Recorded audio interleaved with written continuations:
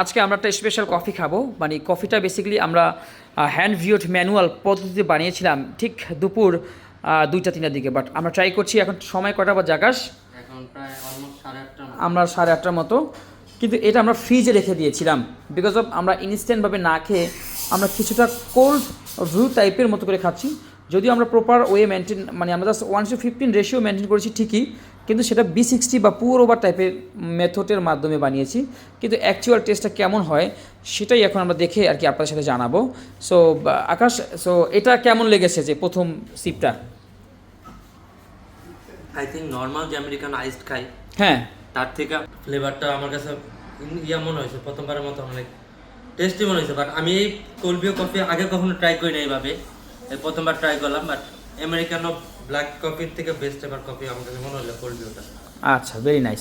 তো আমরা আমাদের বাংলাদেশে কোল্ড ভিউ কফি হয়তো 2-1টা ক্যাফে শুরু করেছে, যেহেতু এটা লং টার্ম প্রসেস। এই টাইপের কফি যে সবাই পছন্দ করে এরকমটা কিন্তু না, যেহেতু আমাদের দেশে। কিন্তু বিদেশে সচরাচর আমি যতজনের সাথে, অনেকের সাথে আমরা মিডল ইস্টে আমাদের যারা স্টুডেন্ট আছেন তাদের সাথে কমিউনিকেট করে জানতে পেরেছি যে তারা এটা ব্যবহার করে। কিন্তু এই ভিডিওতে যদি আপনি দেখেন যে আপনি কোল্ড ভিউ বানান, সেটা আমাকে একটু জানান, মানে কিভাবে আপনি বানান, রেশিও বা রেসিপি বা কোনো স্পেশাল মেশিনারিজের দ্বারাই কি বানাতে হবে নাকি ম্যানুয়াল পদ্ধতিতে বানানো যায়। Okay, so let's try for me. আচ্ছা, স্প্রাইটের ফ্লেভার তো এখনও আছে। আচ্ছা, সো স্প্রাইটের ফ্লেভার এখনও আছে বিকজ অফ, তার মানে স্প্রাইট বোতল ভালো করে ওয়াশ করে। এই তুমি কি ওয়াশ করেছো আরিফ? স্প্রাইটের বোতলটা ওয়াশ করেছে, কিন্তু আরিফের মতো ওয়াশ করেছে।